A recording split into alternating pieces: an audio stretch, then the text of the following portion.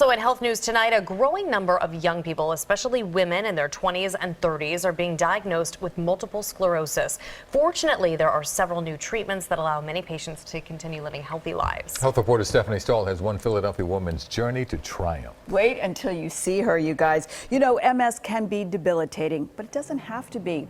A Philadelphia dancer thought when she was first diagnosed that her days on point were over. Well, now you'd never know. For me, it was really important to tell this story. It's a story about resilience, how dance helped 34-year-old Danielle Bergeon get her life back. I was completely paralyzed on my left side.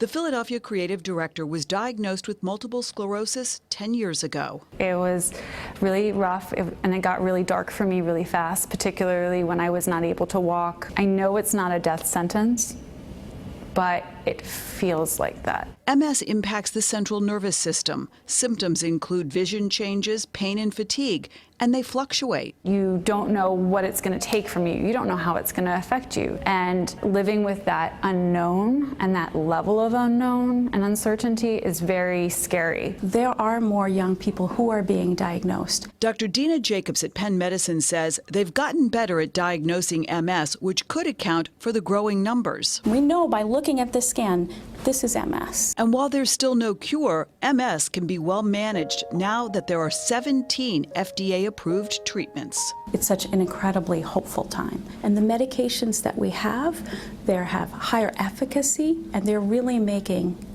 more of an impact. The new treatments have helped Danielle get back to dancing, along with a good diet, exercise, and stress control. It's not a death sentence, and it took me a while to figure that out. Now, with that new attitude and feeling good, Danielle recently choreographed this dance about her journey called Made Stronger. I'm not MS, and MS is not me. I'm going to live my life as much as I can.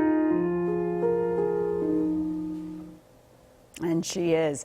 Now Danielle is also reaching out to other newly diagnosed MS patients to let them know their lives can be okay.